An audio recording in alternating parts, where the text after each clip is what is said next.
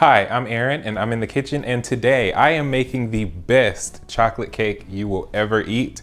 This is the Matilda cake. Starting off already on our scale, 333 grams of milk.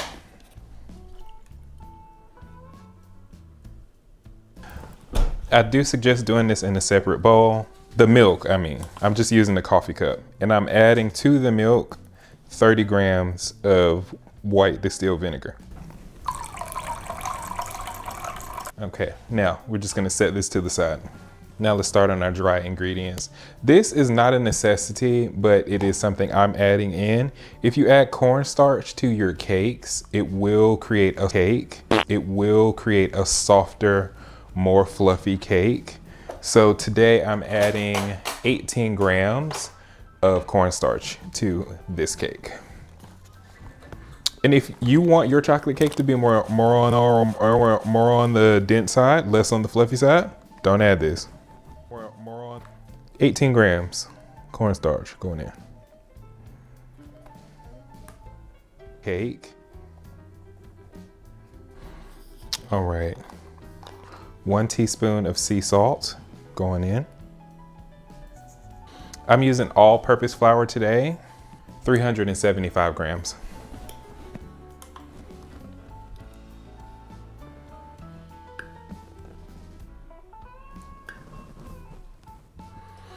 Okay, this probably will seem like it's a lot of sugar in this cake, but believe it or not, this cake is not super sweet. But I'm going in with 525 grams of sugar.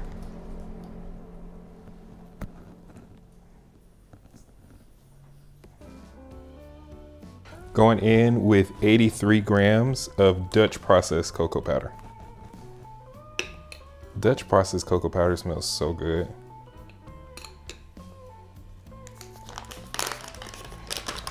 Going in with 14 grams of baking soda and 7 grams of baking powder.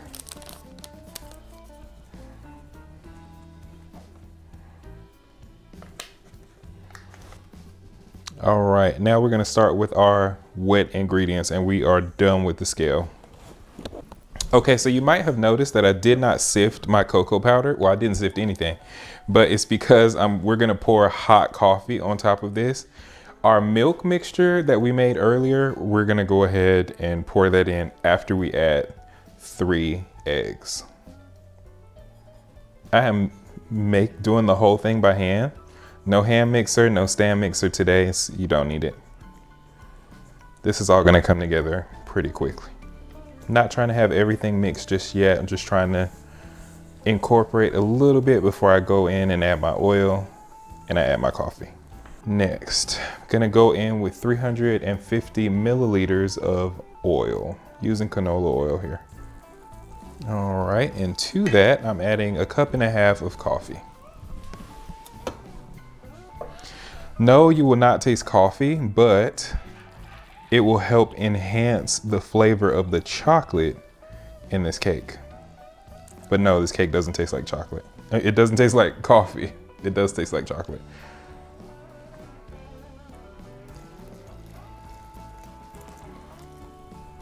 Do not worry if your cake batter looks very watery. That is really normal for any kind of chocolate cake. Just make sure that if you're mixing by hand like me, that you get everything. It smells so good. And it kind of looks like a very rich hot chocolate mix. Because of all the liquid, you kind of can't over mix this batter. All right, at this point, you can go ahead and set your oven to 315 degrees Fahrenheit, which is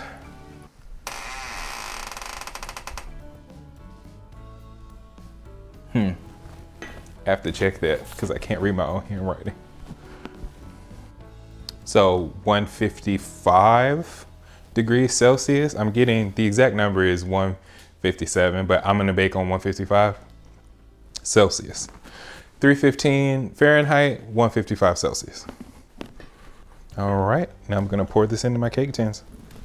I had such great success with my silicone cake molds that I'm going to continue to use them. Uh-oh. I forgot my vanilla. I'm gonna go ahead and put 2.5 teaspoons of vanilla in here. I'm just gonna eyeball that. Vanilla should be measured with your heart. Unless it's vanilla extract and then you don't measure that with your heart. Unless it's a vanilla extract you really like. But most of the time, as you guys have seen, I use vanilla paste. I can't resist, I have to taste this.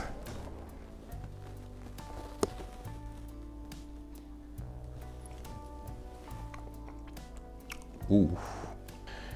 Okay, so I'm going to use a ladle to just spoon this into. Okay, we're gonna try to get this mixture as close as possible to having the same amount in each one of our molds. This is both a pro and a con about the silicone molds.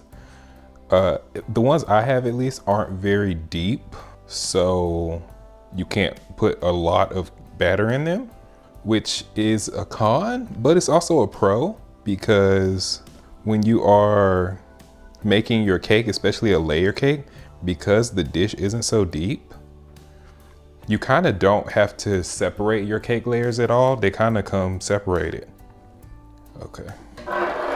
465, that's what I got in here. Let's try to get them all at 465. Okay, I have 547 in here, so I'm gonna guess that 547 is also in that one.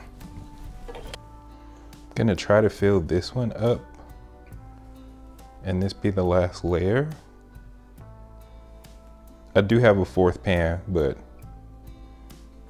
and for our extra, just gonna pour the extra on top and hope it works. Feel free to stop recording and edit all of this out that I'm doing right now. What happened? Nothing, I'm just troubleshooting, trying to add more batter to my molds. Okay, so I have a lot of extra batter. If you're making this recipe, then make sure you use the deeper dish ones or just use a fourth one. I should have used a fourth one. But anyway, I'm baking in a mini oven instead of the big oven because I don't feel like heating up the whole apartment. Anyway, you guys don't need to know that. So now they're gonna stay in the oven for 70 to 75 minutes and they'll be cooked. And I'll see you when I'm working on the frosting. Yeah.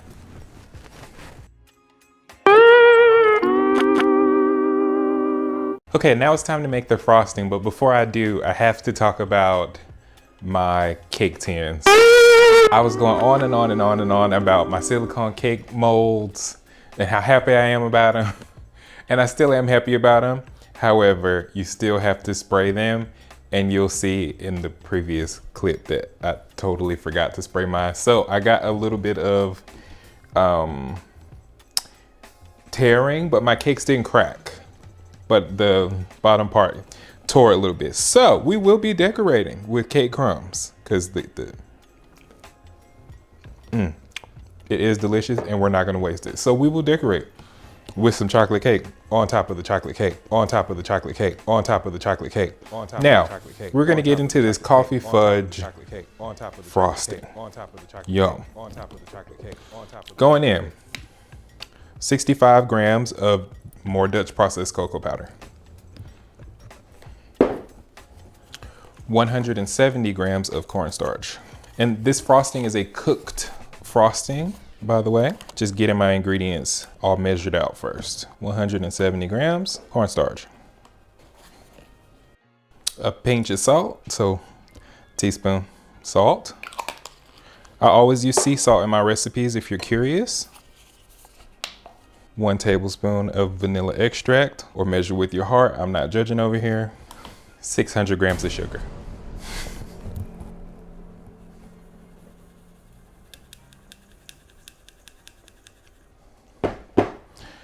Now we're gonna move to the stove. We're just going to cook this until everything melts down.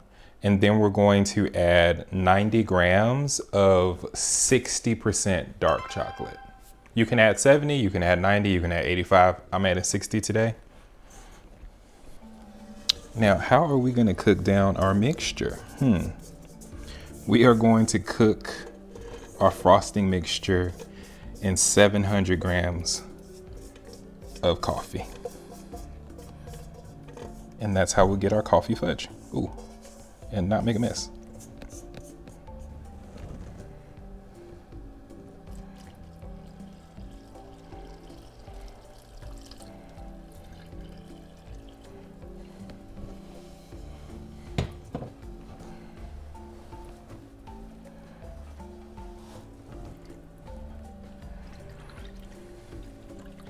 If this was a ganache, I would not use a whisk because you don't want to whip air into a ganache, but this is not a ganache, this is a fudge frosting. So we're gonna cook this down and let it thicken, and make sure that you scrape the sides and you get the sides so you don't have anything burn on the side. You don't have any chocolate powder burn on the sides. Once it starts to really thicken, then I'll switch back to my spatula. You do have to watch this. You can't get up and walk away. It will burn if you try to walk away. He says as he walks away. I'm already starting to feel the resistance. Here, still very liquidy, but I'm feeling the resistance when I'm going back and forth here.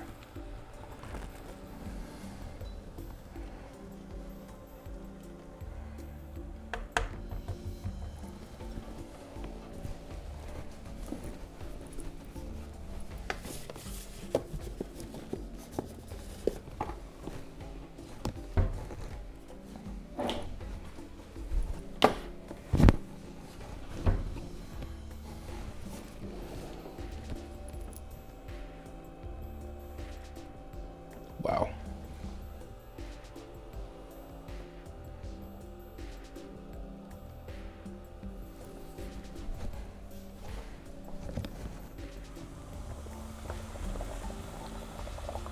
You see that? It's thickening up a lot. Getting very, very thick here. And it's ready to come off the heat now. Yeah, that's ready to come off the heat. Okay, so while our mixture is still hot, I'm going to put in the 90 grams of chopped chocolate from earlier so it can go ahead and melt in there. Taking this off the heat completely so I can mix in my chocolate mixture. So I can mix my chocolate into my chocolate and it's melting nicely here. Now, in order to get the shiny, fudgy outer texture that we really want, that's what we have this butter for. I'm gonna add the butter right in to give us that signature shine that we want to have in our fudge. Once the butter melts, I will transfer this all into a cold bowl. Now, if you want to risk your tongue, you can taste this at this level. Oh my God, that's incredible. Okay, so everything is chilled now, and we've been waiting a long, periodically time. So, yes, let's see. Scooping. I think I'll be able to do 3 scoops in every layer. Let's see.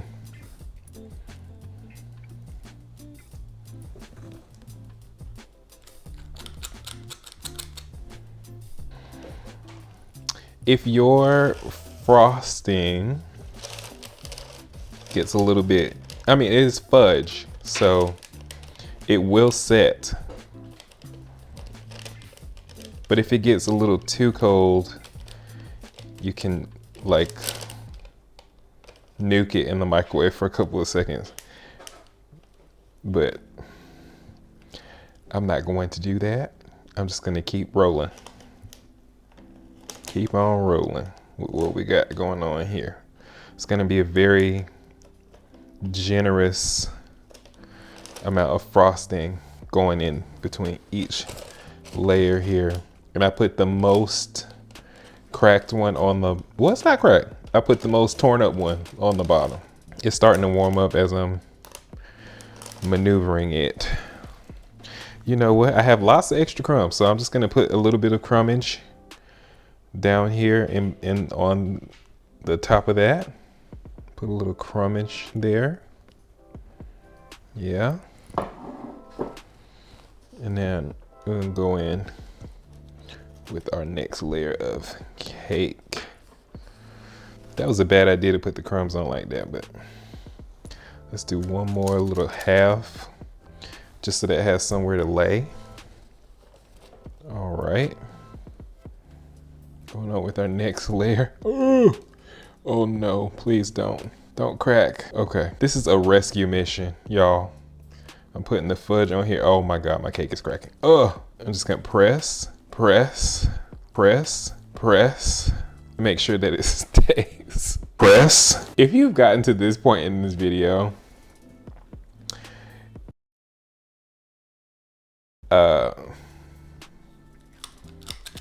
comment a chocolate bar, just so I know that you guys are rocking with me and you have gotten this far in this video.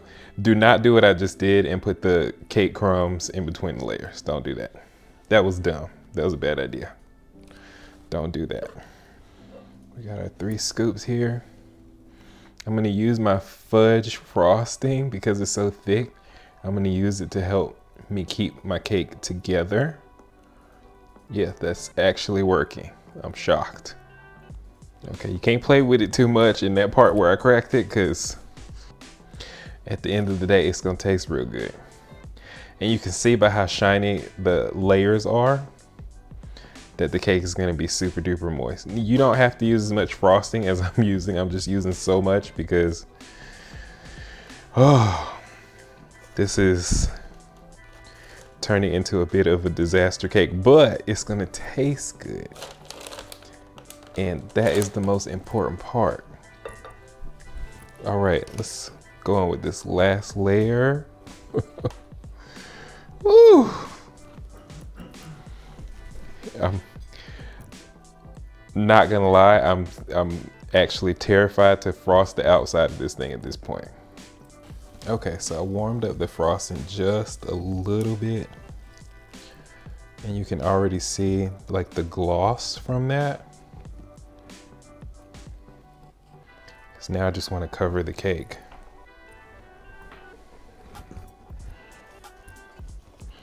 Yeah, just warming it up that little bit has already helped with how it can spread. Now I just have to be careful not to break my cake. One day I'm gonna be good at cake decorating. I don't know how you're gonna edit this. I'm actually kind of scared. It's actually coming together, which is kind of shocking me. Just using the frosting to cover up like any holes or imperfections. Wow, I actually got the cake covered. Does this actually look good? Okay, so we have frosted our cake. It was a little bit of a disaster going on in there. However, we got our cake frosted. We put a little bit of the extra crumbles on top from where we didn't spray our baking sheet dish. What's important, y'all, is that it's gonna taste good, okay? Okay, so now it's time to taste this bad boy and see if we did Matilda justice. I know we did because I've been eating the cake the whole video, but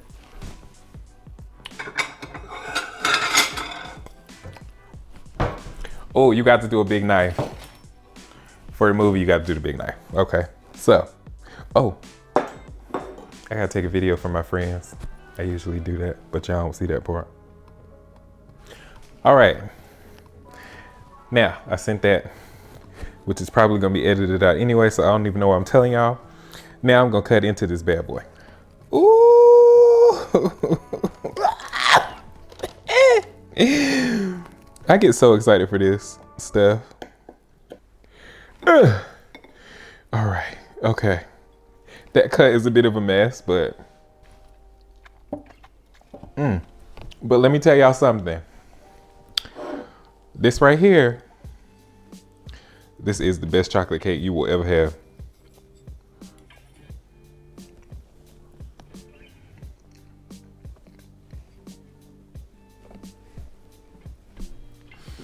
Oh my God.